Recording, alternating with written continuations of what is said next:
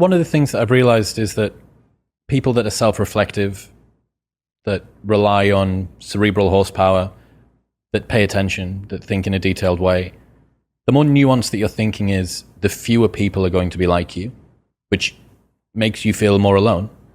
How do you think people can overcome this? Well, I would say that hasn't been my experience exactly. Because as I started to make my thoughts more public, they seem to appeal to more and more people.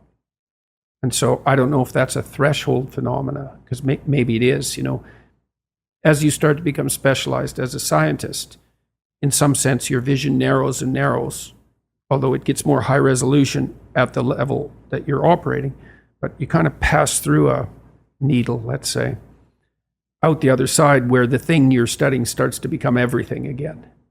And so maybe that's that developmental progression. Further, more. Yeah, specialization and then... Generalization again. Yeah, I think that you might be right there. The deeper into the breach thing, the show that I went to go and see you do in Manchester in 2017 or 18, someone asked a question about the depth of my consciousness causes me to suffer, and you said you take more of the thing that poisons you until you turn it into a tonic that girdles the world around you. And I think that this is something you see here as well, that when you start to think differently, when you start to consider the way that you're living your life in a more detailed, higher resolution, more unique, more nuanced way, you will probably receive pushback, especially, speaking from personal experience, in normal working class towns, people born, live, die in these places, it's insular. There isn't a huge culture of, especially in the UK, tall poppy syndrome is a huge problem. The biggest difference that I've noticed actually between American people and English people is that American children are told that they can be anything that they want to be. They're told that they have blue sky vision, they can achieve whatever they want.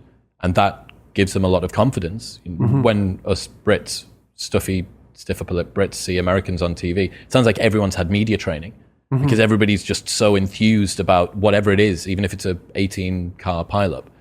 And then the equivalent in the UK is that deviating from the norm is very, very, very quickly mocked. And there's a lot of that in Canada too. Tall poppy syndrome, it's a big deal. Now, the Japanese have that saying too, except it's the nail that sticks up above all the rest is the first one to be struck down by the hammer. Right. And there's some truth in that too. There's some truth in that, but some and all are very different words. When you roll the clock forward, what you end up with is American children that then become adults who look around at the world and say, well, hang on, this wasn't what I was promised. I was told that I could be anything that I wanted to be. I was told that I could have anything that I wanted to have. There's a difference between you can earn everything that is earnable and you deserve everything there is. So that message can become, what you say, it can become misinterpreted in a narcissistic manner. And I think that has happened to some degree, especially as people have had fewer and fewer children. Jonathan Haidt and Luke Yanoff talk about the coddling of the American mind, and they think about that in large part as a consequence of an ideological transformation. And some of that's true, but it's also useful to look at more fundamental phenomena.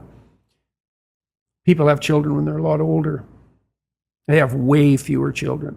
They have way more resources when they have children on average. If you're one kid of 8, you're pretty much battling it out for attention, for a very finite amount of parental attention with a lot of intense competition. And the probability that you're going to come out of that entitled and narcissistic is pretty damn low, because your siblings will definitely punish you for that. But if you're the only child, especially of older parents who are also more conservative because of their age and also less willing to take chances with you because there's only one of you, and then you have a lot of resources at your disposal, well, that's a whole different developmental milieu.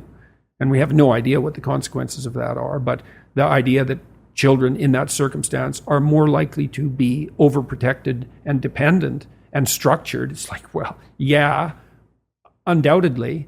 And that would even be an overabundance of parental virtue in some sense, right? Well, we just did nothing but pay attention to our child. Okay, but too much. What did you expect?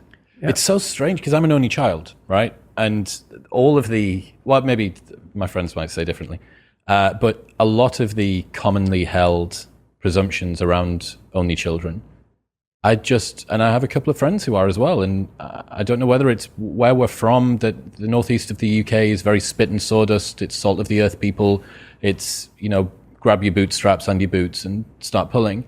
And I just haven't seen that. What is it through your clinical practice? Would there this might not be a primarily working class phenomena, the coddled mind phenomena. That could easily be a middle class and upper phenomena. Is there something, was there a common trend, or from your reading, have you found that only children tend to be one way or another? No. So you just get huge variance in them as well? I don't know the answer to that at the level of individual psychological data. There might be a literature. I'm not aware of it. That, for me, that was more a response to Haidt's book on the coddled mind. I thought, okay, fair enough. The coddling of the American mind. What's driving this? It's not just ideas. It's a huge demographic switch. It's a huge transformation in the way we raise children. We're 10 years older when we have our children now. That's a lot older. When you're 18 and you have a kid, you're still a kid. And that there's some wildness that's perhaps not so good about that. But there's also perhaps a higher proclivity to go off and live your own life. And then, how much should your children be left on their own? The answer is as much as they can tolerate. And how much is that? Well, you find out with each child. But it's certainly possible to not deprive your child enough. What's happening, people? If you enjoyed that, then press here for the full, unedited episode. And don't forget to subscribe. Peace.